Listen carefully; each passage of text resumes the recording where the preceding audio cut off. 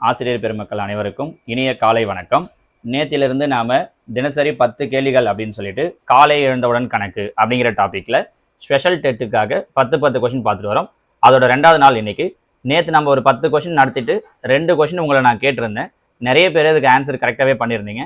ஒரு சிலர் மட்டும் அந்த பகா எண்கள் எழுதும்போது ஒரு சில நம்பரை எக்ஸ்ட்ராவும் குறைவாகவும் எழுதிருந்தீங்க. ஸோ பகா எண்களை கொஞ்சம் நல்லா கவனமாக பார்த்து வச்சுக்கோங்க. அதை யூஸ் பண்ணி கண்டிப்பாக நமக்கு கொஸ்டின் கேட்கறதுக்கு நிறைய சான்சஸ் இருக்குது. ஓகே, இன்னைக்கான டாபிக் போகலாம் வாங்க. 11வது கேள்வி, ஜீரோவின் இடமதிப்பை 67.09 கண்டறியவும். இங்க பாருங்க, இடமதிப்பு பத்தி சொல்லியிருக்கோம். இடமதிப்பு சொல்லும்போது நான் ஒரு சின்னதா டேபிள் ஒன்று சொல்லிடுறேன் உங்களுக்கு. இதை தெரிஞ்சு வச்சுக்கிட்டீங்க அப்படின்னா இடமதிப்பு சொல்லும்போது ஈஸியா இருக்கும். இங்க பாயிண்ட் வச்ச ஒரு நம்பர், நடுவில் இங்க பாயிண்ட் இருக்கு, சரிங்களா? இங்க ஒரு 2-3 நம்பர், எத்தனை நம்பர் வேணாலும் இருக்கட்டும், ரைட்லையும் லெஃப்ட்லையும் ஒரு 3 இல்லை 4 நம்பர் இருக்கிற மாதிரி எடுத்துக்கிறேன். இங்க பாயிண்ட் இருக்குன்னு வச்சுப்போம். பாயிண்ட்டுக்கு இந்த பக்கம் இருக்கிறத என்ன சொல்லுவோம்னா, இது ஒன்றுகள், இது 10, இது 100, இது 1000 சொல்லுவோம். இது நமக்கு நல்லாவே தெரியும். பாயிண்ட்டுக்கு ரைட் சைடில் வரும்போது என்ன பண்ணணும் அப்படின்னா, 10ல் ஒன்றுகள்னு வரும். 1ல் ஒன்றுன்னு வராது. பாயிண்ட்டுக்கு அப்புறம் முதல்ல ஆரம்பிக்கிறது எங்கே ஆரம்பிக்கும்னா 10ல் தான் ஆரம்பிக்கும். 10ல் 1, 100ல் 1, 1000ல் 1, 10,000ல் 1, லட்சத்தில் 1 அப்படிங்கிற மாதிரி வரும். இப்போ இவங்க கேட்டிருக்கிறது இது பாருங்க, ஜீரோவை கேட்டிருக்காங்க. பாயிண்ட்டுக்கு அப்புறம் வருது. பாயிண்ட்டுக்கு அடுத்து வரக்கூடிய நம்பர், பாயிண்ட்டுக்கு அடுத்து வரக்கூடிய நம்பர் எப்படி இருக்கும்? 10ல் 1 அப்படின்னு சொல்லுவோம். கரெக்டாக இந்த டேபிளில் ஞாபகம் வச்சுக்கிட்டீங்க அப்படின்னா இவங்க எதில் அந்த தசம எண்களில் எதில் நமக்கு இடமதிப்பு கேட்டாலும் ஈஸியாக சொல்ல முடியும். ஸோ ஆன்சர் 10ல் 1. ஓகேங்களா? இதுதான் இதுக்கான ஆன்சர். அடுத்ததா கேள்வி எண் 12, கொடுக்கப்பட்ட விரிவாக்கத்திற்கான சரியான முறையை தேர்வு செய்க அப்படின்னு கேட்டிருக்காங்க. இப்போ 45 எப்படி எழுதலாம்? 4 × 10 5 × 1 இப்படின்னு எழுதலாம். இது தப்பில்லை. 0 பாயிண்ட்டுக்கு அப்புறம் 0 1, இது பாருங்க, இது 10ல் 1. அப்போ 0/10ன்னு அர்த்தம், 1/100ன்னு அர்த்தம். ஆனால் அவங்க 1க்கு என்ன கொடுத்துருக்காங்க? 10ன்னு கொடுத்துருக்காங்க. ஸோ இது தவறு. அதே மாதிரி 9 அப்படின்னு வரும்போது 9/10 8/100ன்னு தான் வரணும். பாயிண்ட்டுக்கு அப்புறம் முதல்ல என்ன தான் ஆரம்பிக்கும்னா 10ன்னு தான் ஆரம்பிக்கும், 1ன்னு ஆரம்பிக்காது. ஸோ இதுவும் தவறு. அதே மாதிரி இங்கே பார்த்தோம் அப்படின்னா 9, இங்கே பாருங்க, 5 × 100, 6 × 10, 7 × 1 கரெக்டு. அடுத்தா வரும்போது 9/10 4/100. ஸோ இந்த ஆன்சர் கரெக்டு. கரெக்டா? அடுத்தது இங்கே பார்த்தீங்க அப்படின்னா 8 × 10 9 × 1, 7/10 6/100. இதுவும் கரெக்டாக தானே சார் இருக்கு அப்படின்னா இங்கே கவனிச்சிங்கன்னா தெரியும். நடுவில் இங்கே பாருங்க, நடுவில் ஒவ்வொன்றுக்குமே என்ன வரணும்னா ப்ளஸ் வரணும். 8 × 10 ப்ளஸ் 9 × 1 ப்ளஸ் அப்படின்னு வரணும். ஆனால் இவங்க எல்லாத்துக்குமே நடுவில் என்ன கொடுத்து வச்சிருக்காங்கன்னா இன்ட்டு கொடுத்து வச்சிருக்காங்க. அதனால இது தவறு. இங்கே பாருங்க, இங்கே கரெக்டாக என்ன பண்ணியிருப்பாங்க, நடுவில் ஒன்றுத்துக்கும் ப்ளஸ் கொடுத்துருப்பாங்க. அப்போ சரியான விடை எது அப்படின்னா ஆப்ஷன் சி தான். ஏன்னா நமக்கு பார்க்குறப்ப சி டி ரெண்டுமே ஒரே மாதிரி இருக்கிற மாதிரி இருக்கும். அவங்க எங்கே கன்ஃபியூஸ் வச்சிருக்காங்க அப்படின்னா இந்த ப்ளஸ்லையும் மல்டிப்ளைலையும் கன்ஃபியூஸ் வச்சிருக்காங்க பாருங்க. அதை கொஞ்சம் கவனமாக பார்க்கணும், சரிங்களா? இது கொஸ்டின் நம்பர் 12. அடுத்தது கேள்வி எண் 13, ஒரு கோடு 4 சென்டிமீட்டர் எனில் அது எத்தனை மீட்டருக்கு சமமாக இருக்கும் அப்படின்னு கேட்டிருக்காங்க. நமக்கு தெரியும் 100 சென்டிமீட்டர் சேர்ந்தது தான் நம்ம என்னன்னு சொல்லுவோம் அப்படின்னா ஒரு மீட்டர்னு சொல்லுவோம். அவங்க என்ன பண்ணியிருக்காங்க அப்படின்னா 4 சென்டிமீட்டர் கொடுத்துருக்காங்க. அப்போ 4 சென்டிமீட்டர் அப்படிங்கிறது எத்தனை மீட்டர்னு பார்க்கணும். இங்கே பாருங்க, 100 சென்டிமீட்டர் அப்படிங்கிறது 1 மீட்டர்னா 1 சென்டிமீட்டர் அப்படிங்கிறது இந்த 100 இந்த பக்கம் வகுத்தல் வந்துருமா? அப்போ 1/100 மீட்டர். இப்போ அதே மாதிரி பாருங்க, அவங்க கேட்டிருக்கிறது 4 சென்டிமீட்டர். அப்போ 4 சென்டிமீட்டர் அப்படின்னா என்ன அர்த்தம்? 4/100ன்னு அர்த்தம். பைல 100 இருக்கு, ஒன்றும் இல்லை, சென்டிமீட்டர்லேருந்து மீட்டரில் கேட்குறாங்கன்னா 2 டிஜிட் தள்ளி பாயிண்ட் வைக்கணும். அதுதான் 4/100ன்னு சொல்லியிருக்கோம். அப்போ 4க்கு பக்கத்தில் இங்கே புள்ளி இருக்குன்னு அர்த்தம். 2 டிஜிட் முன்னாடி தள்ளுறோம், 1 2. அப்போ இங்கே எதுவுமே நம்பர் இல்லதால 0, அந்த புள்ளி இங்கே வந்துடும். வெறுமனே புள்ளி வச்சு ஆரம்பிக்க மாட்டோன்றதால முன்னாடி ஒரு 0 போட்டுக்கிறோம். அப்போ ஆன்சர் 0.04 மீட்டர். புரியுதான்னு பாருங்க. 4 சென்டிமீட்டர். நீங்கள் இவ்வளோ தூரம்லாம் இந்த விளக்கெல்லாம் தேவையே இல்லை சார் அப்படின்னு நினச்சிங்கன்னா இப்போ 4 சென்டிமீட்டர் மீட்டராக மாற்றணும்னா இங்கே எதுவுமே புள்ளி இல்லைன்னா கடைசியாக புள்ளி இருக்குன்னு அர்த்தம். 1 2 நம்பர் முன்னாடி வரணும். ஒரு நம்பர் தான் என்கிட்ட இருக்குது, இன்னொரு நம்பருக்கு என்ன வச்சுக்கிறோம்னா 0 வச்சுக்கிறோம், அதுக்கு முன்னாடி புள்ளி. ஸோ 0.04 அப்படிங்கிறது ஆன்சர். வெறுமனே பாயிண்ட்ல ஆரம்பிக்க மாட்டோன்றதால முன்னாடி ஒரு 0 சேர்த்துக்கிறோம், சரிங்களா? சரி, இது 4 சென்டிமீட்டர். சப்போஸ் இதே கொஸ்டின்ல நான் 8 சென்டிமீட்டர்னு சொல்லியிருந்தா என்ன பண்ணியிருப்பீங்க? அதே மாதிரி 0.08ன்னு வந்திருக்கும், சரியா? சரி, 80 சென்டிமீட்டர்னு சொல்லியிருந்தேன்னா இப்போ இப்படி கொஸ்டின் கேட்குறேன், 80 சென்டிமீட்டரை மீட்டராக மாற்றுக அப்படின்னா இப்போ இங்கேயும் அதே மாதிரி தான். 80 புள்ளி இங்கே இருக்குன்னு அர்த்தம், 2 ஸ்தானம் 1 2 இங்கே வரும். அப்போ 0.80, அதாவது 0.80 புள்ளிக்கு அப்புறம் கடைசியா 0 இருந்தா விட்டுடலாம். அப்ப ஆன்சர் என்ன கிடைக்கும்னா 0.8ன்னு கிடைக்கும். 0.8 அப்படின்னாலும் கரெக்ட் தான், 0.80 அப்படின்னாலும் கரெக்ட் தான். ஸோ இங்க நம்ம தெரிஞ்சுக்க வேண்டியது சென்டிமீட்டரை மீட்டரா மாத்திரம்னா 2 ஸ்தானம் முன்னாடி புள்ளி வைக்கணும். சார் புரிஞ்சுக்க முடியுதுங்களா? இதில் நான் உங்களுக்கு ஒரு கொஸ்டின் தரேன். நேற்று ஒரு 2 கொஸ்டின் ஹோம்ஒர்க் கொடுத்தேன் இல்லையா? அதே மாதிரி இங்க ஒரு கொஸ்டின் தரேன். இங்க 4 சென்டிமீட்டர் கேட்ட மாதிரி நான் உங்களுக்கு என்ன கேட்கிறேன் அப்படின்னா 7 சென்டிமீட்டரை மீட்டராக மாற்றுக. இது ஒரு கேள்வி. 7 சென்டிமீட்டரை மீட்டராக மாற்றுக. இது நான் உங்களுக்கு கேட்கிற ஃபர்ஸ்ட் கொஸ்டின். ரெண்டாவது கொஸ்டின் என்ன கேட்கிறேன் அப்படின்னா 73 சென்டிமீட்டரை மீட்டராக மாற்றுக. சரிங்களா? ஸோ எப்படி இருந்தாலும் 2 ஸ்தானம் முன்னாடி பாயிண்ட் வைக்கணும். முதல் கேள்வி 7 சென்டிமீட்டரை மீட்டராக மாற்றுக, 73 சென்டிமீட்டரை மீட்டராக மாற்றுக அப்படிங்கிறது நான் உங்களுக்கு கேட்டிருக்கக்கூடிய முதல் 2 கேள்வி. இதுக்கான ஆன்சர் என்ன அப்படிங்கிறது நீங்க கீழே கமெண்ட்ல சொல்லுங்க. அந்த வீடியோ அந்த இது பார்க்கும்போது ஆன்சர் சொல்லிட்டீங்கனாலும் ஈஸியா இருக்கும். சரிங்களா?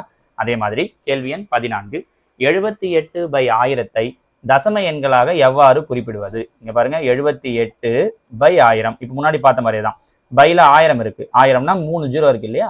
அப்ப மேலையும் பாயிண்ட் என்ன பண்ணணும்னா 3 0 தள்ளி போகணும். மேலதான் பாயிண்டே இல்லையே சார் அப்படின்னா நான் கொஞ்சம் முன்னாடி சொன்ன மாதிரி எல்லா நம்பருக்கும் கடைசியா பாயிண்ட் இருக்குன்னு அர்த்தம். அப்ப 3 டிஜிட் 1 2 தான் இருக்கு. 3வது டிஜிட் இல்லை அப்படின்னா அதுக்கு பதில் நம்ம என்ன சேர்த்துக்கலாம்? 0 சேர்த்துக்கலாம். அதுக்கு முன்னாடி புள்ளி. அப்ப 0.078ன்றது ஆன்சர். வெறும் பாயிண்ட் வச்சு ஆரம்பிக்க மாட்டோம். அதனால முன்னாடி என்ன சேர்த்துக்கிறோம்னா 0 சேர்த்துக்கிறோம். So answer 0.078. சரிங்களா? சரி, சப்போஸ் இப்படி இருந்து வைங்க 7845/1000. இப்போ என்ன பண்ணுவீங்க? அதே மாதிரி 1 2 3 ஸ்தானம் தள்ளணும்னா இந்த இடத்துல புள்ளி வரும். அப்போ ஆன்சர் என்ன கிடைக்கும்? 7.845 இப்படின்னு கிடைக்கும். சரி, 3/1000 எப்படி இருந்ததுன்னா ஏன் இதெல்லாம் சொல்றேன்னா ஒரு கொஸ்டின் சொல்லும் போதே இந்த மாதிரி என்னென்ன மாதிரி எல்லாம் கொஸ்டின் கேட்கலாம்னு தெரிஞ்சுக்கிட்டோம்னா நமக்கு ஆன்சர் பண்ண ஈஸியா இருக்கும். இப்போ பைல 1000 அப்போ 3 டிஜிட் முன்னாடி தள்ளணும். ஒரு டிஜிட் தான் இருக்கு, இன்னும் 2 டிஜிட் இல்லை. அந்த 2 டிஜிட் பதில் என்ன சேர்த்துப்பேன்? நான் 2 0 சேர்த்துப்பேன். அதுக்கப்புறம் புள்ளி வைப்பேன். அப்போ ஆன்சர் 0.003ன்னு கிடைக்கும். சார் புரிஞ்சுக்க முடியுதுங்களா? ஓகேவா? நான் ஏற்கனவே 2 கொஸ்டின் தந்தேன்னா இப்போ மூணாவதா இன்னொரு கொஸ்டின் தரேன். 43/1000 தசம எண்ணா எப்படி மாற்றுவீங்க? இன்னொன்று 7/10,000. சரிங்களா? இப்போ எப்படி 1000 இருந்துச்சுன்னா 3 டிஜிட் தள்ளி பாயிண்ட் வச்சோமோ அதே மாதிரி 10,000 இருந்துச்சுன்னா எத்தனை டிஜிட் தள்ளணும்? 4 டிஜிட் தள்ளி பாயிண்ட் வைக்கணும். சரிங்களா? இந்த 2 கேள்விக்கு ஆன்சர் ட்ரை பண்ணுங்க பார்க்கலாம். நீங்க சிலர் நேத்தி கூட எனக்கு போட்டோ எடுத்து வாட்ஸ்அப்ல அனுப்பியிருந்தீங்க. சார் இது எல்லாத்தையுமே நான் நோட் போட்டு எழுதிட்டு வரேன் நேத்தில தொடங்கி அப்படின்ட்டு. நல்ல விஷயம் தான். அதே மாதிரி இந்த கொஸ்டின்லாம் எழுதும்போது இப்போ இந்த 14வது கேள்வி எழுதுறீங்கன்னா கீழே இதெல்லாமே எழுதி வச்சுக்கோங்க. இதை எழுதி இதுக்கு என்ன ஆன்சர் அப்படிங்கிறத எழுதி வச்சுக்கிட்டீங்கன்னா பின்னாடி நீங்க ரிவைஸ் பண்ணும்போது உங்களுக்கு ஈஸியா இருக்கும். ஓகேங்களா? அடுத்ததா கேள்வி எண் 15. எந்த எண்களுக்கு இடையே 4/10 என்ற பின்னம் உள்ளது? 4/10ன்னு கொடுத்துருக்காங்க. இங்க எல்லாமே தசம எண்களா கொடுத்துருக்காங்க. 4/10 எப்படி எழுதலாம்? இப்ப சொன்ன மாதிரி பைல 10 இருக்கிறதால ஒரு ஸ்தானம் தள்ளி புள்ளி வைக்கிறோம். அப்ப என்ன கிடைக்கும்? 0.4. கீழே ஆன்சர்ல பாருங்க இந்த 0.4ங்கிறது எதுக்கு நடுவில் இருக்கும்ன்றாங்க. ஃபர்ஸ்ட் ஆன்சர் பாருங்க 0.1 0.9ன்னு கொடுத்துருக்காங்க. ஆமாவா? கரெக்ட். 0.1க்கும் 0.9க்கு நடுவில் எது வரும்? 0.4 வரும். அப்போ முடிஞ்சிடுச்சு. ஸோ என்னோட ஆன்சர் ஆப்ஷன் ஏ. 10க்கும் 11க்கும் நடுவில் 0.4 வராது. அதே மாதிரி தான் இது ரெண்டுத்துக்கு நடுவில் வராது, இது ரெண்டுத்துக்கு நடுவுலையும் வராது. So answer option A. ஓகேங்களா? கேள்வி எண் 16. 0.09 மற்றும் 0.9 இடையே உள்ள வேறுபாடு. வேறுபாடு அப்படின்னா மைனஸ்னு அர்த்தம். இது இடத்துல எது பெருசுன்னு பார்க்கணும். 0.09 பெருசா 0.9 பெருசான்னு? சார் ரெண்டுமே 9 தானே, அப்புறம் இதில் என்ன பெருசு சின்னது அப்படின்னா நல்லா கவனிச்சிங்கன்னா இது 0.9 இது 9. கரெக்டா? இது 100ல் 9ன்னு அர்த்தம், இது 10ல் 9ன்னு அர்த்தம். இதுதான் பெருசு. அப்போ 0.9 0.09 இதன் இடத்துக்கு டிஃபரன்ஸ் கேட்குறாங்க. அப்போ மைனஸ் பண்ணுறோம். இங்கே எதுவுமே நம்பர் இல்லைன்னா என்ன சேர்த்துக்கலாம்? 0 சேர்த்துக்கலாம். பாருங்க 0ல் 9 போகாது. அப்போ இங்கேருந்து பாரோ பண்ணனா இது 8 ஆகிடும், இது 10 ஆகிடும். 10ல் 9 போயிடுச்சுன்னா 1, 8ல் 0 போயிடுச்சுன்னா 8, 0ல் 0 போயிடுச்சுன்னா 0. அப்போ ஆன்சர் 0.81. ஆப்ஷன் சி தான் இதற்குண்டான சரியான விடை. நம்ம இங்கே என்ன கன்ஃபியூஸ் ஆகிடுவோம் அப்படின்னா வேறுபாடுன்னு கேட்கவே 0.09லேருந்து 0.9 மைனஸ் பண்ணுறோன்ட்டு மைனஸ் பண்ணுறதுக்கு வாய்ப்பு இருக்குது. இப்படி பண்ணிங்கன்னா ஆன்சர் சரியாக வராது. சார் புரிஞ்சுக்க முடியுதுங்களா? ஓகேவா? அடுத்ததாக கேள்வி எண் 17. ராம் என்பவர் ஆப்பிள், ஆரஞ்சு மற்றும் மாம்பழங்கள் ஒவ்வொன்றிலும் 3.5 கிலோ வாங்கினார். ஆப்பிளின் விலை கிலோவிற்கு ரூபாய் 56.5, ஆரஞ்சின் விலை கிலோவிற்கு ரூபாய் 35 மற்றும் மாம்பழத்தின் விலை கிலோவிற்கு ரூபாய் 45.5 எனில் ராம் எவ்வளவு ரூபாய் கொடுப்பார் அப்படின்னு கேட்டிருக்காங்க. விஷயம் என்னவோ ரொம்ப சின்னது தான். ஆனால் நமக்கு என்ன அப்படின்னா இந்த கேள்வியை படித்து பார்த்து போடும்போது இது ஒரு பெரிய லாஜிக்காக இருக்கும். மல்டிப்ளை பண்ணுறதுலாம் இருக்கிறதால ஐடியா புரிஞ்சிட்டு இருப்பீங்கன்னு நினைக்கிறேன். 3.5 கிலோ ஒவ்வொன்றுலையும் வாங்குறாரு. இப்போ ஆப்பிள்னு எடுத்துக்கிட்டேன், ஃபஸ்ட்டு ஆப்பிள் எடுத்துக்கிட்டேன் அப்படின்னா ஆப்பிள் 3.5 கிலோ வாங்குறாரு. 1 கிலோ எவ்வளோ சொல்லியிருக்காங்க அப்படின்னா 56.5. இதை நம்ம மல்டிப்ளை பண்ணணும். மல்டிப்ளை பண்ணிங்கன்னா நமக்கு என்ன கிடைக்கும் அப்படின்னா நீங்கள் தனியாக கூட மல்டிப்ளை பண்ணி பாருங்கள். 197.75 கிடைக்கும். ஆரஞ்சு அதே மாதிரி பார்த்தோம் அப்படின்னா ஆரஞ்சும் 3.5 கிலோ வாங்குறாரு. 1 கிலோ எவ்வளோ சொல்லியிருக்காங்க அப்படின்னா 35 ரூபா சொல்லியிருக்காங்க. அப்போ இது 3.5 கிலோ இன்ட்டு 35 ரூபா. ரெண்டுத்தையும் மல்டிப்ளை பண்ணோன்னா எனக்கு என்ன கிடைக்குது அப்படின்னா 122.50. அடுத்ததாக பாருங்க, மாம்பழம். மாம்பழமும் 3.5 கிலோ வாங்குறாரு. அது எவ்வளோன்னு வாங்குறாரு அப்படின்னா 1 கிலோ 45 ரூபா 50 பைசான். ஸோ 3.5 கிலோ 45 ரூபா 50 பைசான் இதை வாங்குறாரு. அப்படின்னா இது எவ்வளோ ஆகும் அப்படின்னு பார்த்தீங்கன்னா 159 ரூபா 25 பைசான் ஆகும். இப்போ அவங்க கேட்குறது இதோட மொத்த விலை. அப்போ இது மொத்தத்தையும் கூட்டுறோம். இது மொத்தத்தையும் கூட்டணும் அப்படின்னா இதில் பாருங்க, நீங்கள் உட்காந்து மொத்தத்தையும் கூட்டணும் கூட கிடையாது. மொத்தத்தையும் ஆட் பண்ணுறதுக்கு முன்னாடியே ஆன்சர் சொல்ல முடியும். ஃபைனல் ஆன்சர் என்ன கிடைக்குது? 50 கிடைக்குது. இங்கே பாருங்க, இங்கே 75, இங்கே 25, இங்கே 25. 50 முடியாது, இது மட்டும்தான். 5 முடியுதுன்னா 50 பைசாவை சேர்த்துக்கலாம் இல்லைங்களா? அப்போ இது மொத்தத்தையும் ஆட் பண்ணிங்கன்னா உங்களுக்கு இந்த ஆன்சர் தான் வருன்ற மாதிரி நம்ம யோசிச்சும் போடலாம். ஒரு வாட்டி ஆட் பண்ணி பார்த்துடலாங்களா? ஆட் பண்ணிங்க அப்படின்னா 7, 10, 15, 1, 10, 19, 1, 10, 17, மீதி 1, 4, 479 ரூபா 50 பைசா. இதில் பார்த்தீங்கன்னா இங்கே நம்ம கொடுத்துருக்கிற எல்லா ஆன்சருமே தப்பு ஆக்சுவலாக இல்லையா? ஆன்சர் என்ன கிடைக்குது? 479.50 ரூபாய் அப்படிங்கிறது தான் சரியான விடை. இங்கே இருக்கிற எல்லா ஆப்ஷனுமே தப்பாக தான் இருக்குது. நம்ம இந்த ஐடியா சொன்னது கடைசியாக 5 முடியவே இது கரெக்டாக இருக்கும். நான் ஆட் பண்ணால் இங்கே வித்தியாசம் பார்க்கும்போது 300-400 ரூபாய் கிட்ட தான் வருது. இங்கே 1900 கொடுத்துருக்கிறது தான் தப்புன்ட்டு ஆட் பண்ணி பார்த்தது. ஸோ இருக்கிற 4 ஆன்சருமே தப்பு. சரியான ஆன்சர் 479.50. ஒருவேளை அவங்க கொஸ்டினில் கொடுக்கும்போது இந்த மாதிரி 4 ஆன்சருமே தப்பாக இருக்குன்னா அவங்க நம்ம கிரேஸ் மார்க் கொடுத்துருவாங்க. அதை பற்றி பிரச்சனை இல்லை, சரிங்களா? ஸோ ஐடியா என்னன்றது தெரியுதா அப்படிங்கிறது மட்டும்தான். ஓகேங்களா? இங்கே இன்னொரு கேள்வி கேட்குறேன்.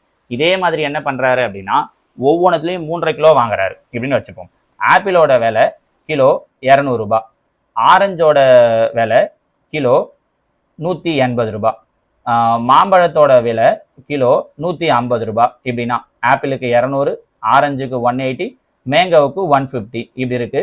ஒவ்வொன்றுத்துலையும் எத்தனை கிலோ வாங்குறாரு அப்படின்னா 3.5 கிலோ வாங்குறாரு அப்படின்னா அப்போ டோட்டல் காஸ்ட் என்னவா இருக்கும்? அவருக்கு எவ்வளவு ரூபாய் கொடுத்துருப்பாரு அப்படிங்கிறது தான். ஏற்கனவே ஒரு 4 கேள்வி கேட்டிருந்தோமா? இது உங்களோட 5வது கேள்வி. இந்த கேள்விக்கு என்ன ஆன்சர் அப்படிங்கிறதையும் கீழே கமெண்ட்ல சொல்லுங்க. ஓகேங்களா? கேள்வி எண் 18. 924 924 மற்றும் 15 1000 ஒன்றுகள். 1000 ஒன்றுனா என்ன அர்த்தம்? பைல 1000, அதுல ஒன்றுகள் எத்தனை ஒன்றுகள் சொல்லியிருக்காங்க அப்படின்னா 15. அப்போ 15/1000 புள்ளிக்கு அப்புறம் இது 1, இது 10, இது 10, இது 100, இது 1000. அப்போ 1000ல் 15னா 1000ல் 15 முன்னாடி அப்போ என்ன வந்துடும்? 0 வந்துடும். புரிஞ்சுக்க முடியுதான்னு பாருங்க. 1000ல் 15, அப்போ இங்கிருந்து தான் வரணும். 15 முன்னாடி இருக்கிற நம்பர் காலியா இருக்கும், 0. அப்போ 924.015 அப்படிங்கிறது தான் இதற்குண்டான சரியான விடை. சரி, அப்போ இது என்னது அப்படின்னா 100ல் 15 இது. ஏன்னா பாருங்க, இது 10, இது 100, 100ல் 15, இது 501. இது நம்ம இது 10,000ல் 15 கரெக்டா? 10ல் 1, 100ல் 1, 1000ல் 1, 10,000ல் 1ன்னு வருது பாருங்க. அவங்க கொடுத்துருக்கிறது 1000ல் 1. So answer 924.015. ஓகேங்களா? அடுத்ததா கேள்வி எண் 19. இது ஒரு சூப்பர் கொஸ்டின் பாருங்க. கேள்வி பார்க்குறப்ப ரொம்ப பெருசா இருக்கிற மாதிரி இருக்கும். ஆனால் ஒரு லைனா நம்ம புரிஞ்சுக்கிட்டே வந்துட்டோம் அப்படின்னா ஒண்ணுமே இல்லை. நான் ஒரு தசம எண். கீழே கொடுத்துருக்க எல்லாமே தசம எண் தான். என்னிடம் தசம பகுதியில் 3 இலக்கங்களும் முழு எண்கள் பகுதியில் 1 இலக்கம் உள்ளது. தசம எண்கள்ல 3 இலக்கம் இருக்கணும், முழு எண்ணில் 1 இலக்கம் இருக்கணும். எல்லாத்துலேயும் அப்படிதான் இருக்கு. சரி, அடுத்தது. எனது முழு எண்ணானது ஒரு பகா எண். முழு எண் பகா எண்ணா இருக்கணும். 2 பகா எண், 3 பகா எண், 7 பகா எண், 5 பகா எண். ஓகே, கரெக்டா இருக்கு. மற்றும் எனது 1000 ஒன்றுகளின் இடத்தை நீக்கினால் நான் இரட்டைப்படை எண். 1000ல் 1, இது 10ல், இது 100ல், 1000ல் 1. இதை நீக்கிட்டா இரட்டைப்படை எண்ணா இருக்கும்னு சொல்லுது. ஆனா இங்க பாருங்க, 7 1 ஒற்றைப்படை எண். அப்ப இது கிடையாது. லாஸ்ட் நம்பர் எடுத்துட்டா இரட்டைப்படை எண். ஆமா. லாஸ்ட் நம்பரை எடுத்துட்டா இரட்டைப்படை எண். ஆமா. லாஸ்ட் நம்பரை எடுத்துட்டா இரட்டைப்படை எண் கிடையாது. இது ஒற்றைப்படை எண். அப்ப இதுவும் கிடையாது. அப்ப என்கிட்ட 2 ஆன்சர் நிக்குது. 3.141, 5.162. புரியுதுங்களா? அவங்க சொன்ன மொத்தமா படிச்சு ஆன்சர் பண்ணாம ஒரு பாயிண்டா யோசிச்சீங்கன்னா ஆன்சர் பண்றதுக்கு ஈஸியா இருக்கும். ஓகே, இரட்டைப்படை எண். இல்லை எனில் நான் ஒற்றைப்படை எண். இந்த லைன் புரியுதான்னு பாருங்க. லாஸ்ட் நம்பரை நீக்கிட்டா இரட்டைப்படை எண், இல்லைன்னா நான் யாருன்னா ஒற்றைப்படை எண். நீக்கலனா பாருங்க, நீக்கிட்டா இரட்டைப்படை எண், நீக்கிட்டா இரட்டைப்படை எண், நீக்கலனா ஒற்றைப்படை எண். இது ஒற்றைப்படை எண், ஆனா இது இரட்டைப்படை எண். அப்ப இது கிடையாது. ஸோ ஆன்சர் 3.141 தான் ஆன்சர். புரிஞ்சுக்க முடியுதுங்களா? கேள்வி இவ்வளோ பெருசு கொடுத்துருப்பாங்க, ஆனா விஷயம் என்னவோ ரொம்ப சிம்பிளானது தான். நம்ம அதை புரிஞ்சுக்கிறோமா இல்லையான்னு தான் அவங்க பாக்குறது. கேள்வி என்னோட முழுசா முடிச்சிடலாம். இதுக்குள்ளேயே நம்ம ஆன்சர் கண்டுபிடிச்சிட்டோம். இருந்தாலும் மீதி கொஸ்டினை முடிச்சிடறேன். நீங்கள் எனது முழு எண் பகுதியையும் 10ல் ஒன்றுகளின் இடத்தையும் சேர்த்தால் முடிவில் 100ல் ஒன்றுகளின் இடத்தை பெறுவீர்கள். இங்க பாருங்க, இந்த 3.141ல முழு எண்ணையும் 10களில் 1 இது இடத்தையும் சேர்த்தா 3 1 4 இந்த ஆன்சர் கிடைக்கும். 100ல் 1 கிடைக்கும்ன்றாங்க. கரெக்டா கிடைக்குது பாருங்க. ஸோ ஃபைனல் ஆன்சர் நமக்கு என்னது? ஆப்ஷன் பி தான் நமக்கு உண்டான விடை. இந்த லாஸ்ட் லைனை படிக்காமலே நம்மளால ஆன்சர் பண்ணிட முடிஞ்சது. சரிங்களா? கன்ஃபியூஸ் ஆகுது, இல்லை கொஸ்டின் கொஞ்சம் பெருசா இருக்குன்னு ஃபீல் பண்ணீங்கன்னா திரும்ப ஒரு முறை இப்போ நான் பண்ணது மாதிரி ஒரு லைனா படிச்சு கீழே இருக்கிற ஆன்சரை யோசிச்சு பாருங்க, ஈஸியா புரிஞ்சிடும். ஓகேங்களா? அடுத்ததா இன்னைக்கான கடைசி கேள்வி, கேள்வி எண் 20. மேங்கோ என்ற வார்த்தையில் உள்ள உயிர் எழுத்துக்களின் பின்னம் என்ன? அதை தசம வடிவில் குறிப்பிடுங்கன்னு கேட்டிருக்காங்க. மேங்கோ உயிரெழுத்துக்கள், உயிரெழுத்துக்கள் தெரியும்ல, வவல்ஸ், AEIOU. அப்ப இதுல எதெல்லாம் வவல்ஸ் இருக்கு? AO 2 வவல் இருக்கு. கரெக்டுங்களா? மொத்தம் எத்தனை எழுத்து இருக்கு மேங்கோல? 5 எழுத்து இருக்கு. அப்ப 2/5. ஒருவேளை பின்னம் கொடுத்துருந்தாங்கன்னா ஆன்சர் 2/5 முடிச்சுக்கலாம். அவங்க தசம வடிவில் கேட்குறாங்க. தசம வடிவுனா 2 5ஆல் வகுக்கிறோம். 2 5ல் வகுப்படுமா? வகுப்படாது. 0. அப்போ ஒரு 0 சேர்த்துக்கலாமா? 1 5 5 4 5 20. அப்போ ஆன்சர் 0.4 ஆப்ஷன் பி. நம்ம என்ன தப்பு பண்றோம்னா 2/5ன்னு பார்த்த உடனே 0.2ன்னு இருக்கா, இதை டிக் பண்றோம் டக்குன்னு 2 பார்த்த உடனே. கொஞ்சம் அதை கவனமா பண்ணுங்க. பையில 5 இருக்கு, வகுத்தீங்கன்னா அப்போ 0.4. ஓகேங்களா? இதே மாதிரி இன்னொரு கேள்வி கேட்குதுங்களா? ஏற்கனவே ஒரு 5 கேள்வி கொடுத்துருந்தோமா? இப்போ 6ஆவதா ஒரு கேள்வி. Orange, ORNGE. ஆரஞ்ச் என்ற வார்த்தையில் உள்ள உயிர் எழுத்துக்களின் பின்னத்தை தசம வடிவில் எழுதுக. இதே மாதிரி தசம வடிவத்தில் ஆரஞ்சு அப்படிங்கிறதுல இருக்கிறதுல உயிர் எழுத்துக்களுடைய பின்னம் என்ன அப்படிங்கிறத ஆன்சர்ல சொல்லுங்க, கமெண்ட்ல சொல்லுங்க. ஓகேங்களா? ஸோ மொத்தமாக இன்னைக்கான வீடியோவில் உங்களுக்கு மொத்தமாக 6 கொஸ்டின் கேட்டிருக்கேன். 10 கொஸ்டின் நடத்தியிருக்கோம், 6 கொஸ்டின் கொடுத்துருக்கோம். இந்த 6 கொஸ்டினையும் கூட சேர்த்து ப்ராக்டிஸ் பண்ணி பாருங்க. நாளைக்கு இன்னொரு 10 கொஸ்டினோட உங்களை பார்க்குறேன். தேங்க்யூ.